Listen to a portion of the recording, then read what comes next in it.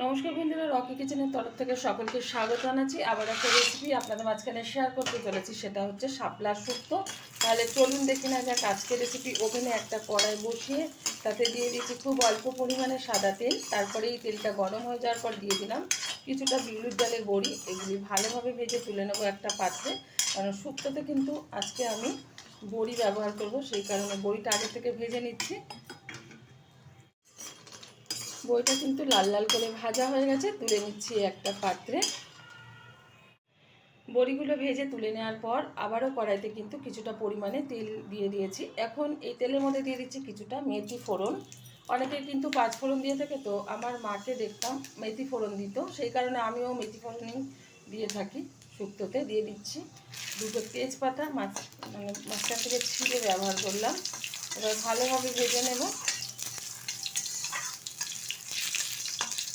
ভালোভাবে ভাজা হয়ে গেছে। আর এদিকে কিন্তু আমি এই যে শাপলাগুলো ভালো করে কেটে দিয়ে পরিষ্কার করে নিয়েছি। এবার ভালোভাবে নেড়ে চেড়ে নেব। অনেকে কিন্তু শাপলা শুক্তো জানে না খেতে, যারা জানেন না তারা অবশ্যই এই রেসিপিটা ট্রাই করবেন। আশা করি আপনাদের ভালো লাগবে। ভালো লাগলে আমার চ্যানেলটিকে সাবস্ক্রাইব করবেন, লাইক করবেন, শেয়ার করবেন। আর খুব সহজভাবে সুস্বাদু এরকম শাপলা শুক্তো বানিয়ে খেতে দেবেন। আশা করি ভীষণ ভীষণ ভালো লাগবে।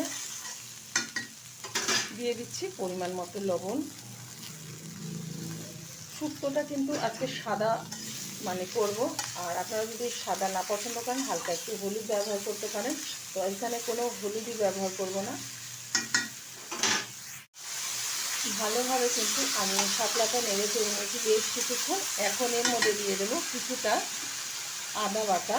আবারও একটু নেড়ে চেড়ে নেবো। আদাটা দেওয়ার পরে দিয়ে দিচ্ছি স্বাদ মতো চিনি। শুক্তোতে কিন্তু প্রত্যেকেই চিনি ব্যবহার করে, কারণ অনেকে যাদের ডায়াবেটিস আছে তারা কিন্তু চিনিটা নাই দিতে পারেন।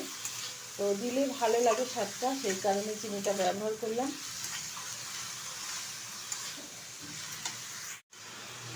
আদা আর চিনিটা দেওয়ার পর কিন্তু বেশ কিছুক্ষণ আমি নেড়ে চেড়ে নিয়েছি। এখন এর মধ্যে দিয়ে দেব দুধ।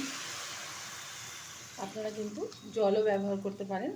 দুধটা দেওয়ার কারণ হচ্ছে এতে কিন্তু খুব সুস্বাদু হয় শুক্তোটা। তো আমি দুধটা ভালোভাবে ফুটিয়ে একটু গাঢ় করে নিয়ে তারপরে কিন্তু এখানে ব্যবহার করেছি।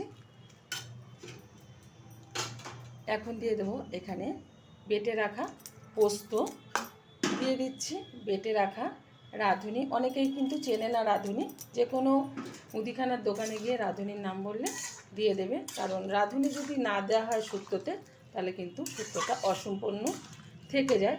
রাঁধুনির ফ্লেভারে কিন্তু শুক্তোটা বেশি ভালো হয় আর খুব টেস্টফুল হয়।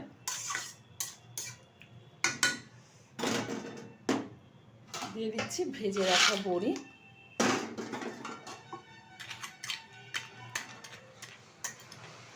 আর জলের কোনো দরকার নেই, যেহেতু দুধটা ব্যবহার করেছি পরিমাণ মতো।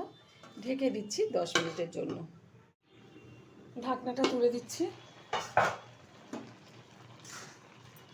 শুক্তোটা কিন্তু হয়ে গেছে আর বড়িগুলো কিন্তু খুব সুন্দরভাবে ফুলে উঠেছে।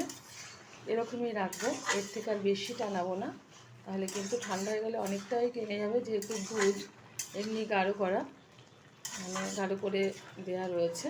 তো এখন নামিয়ে ঢেলে দিচ্ছি একটা পাত্রে। দেখা হবে পরের ভিডিওতে নতুন কোনো রেসিপি নিয়ে। ধন্যবাদ।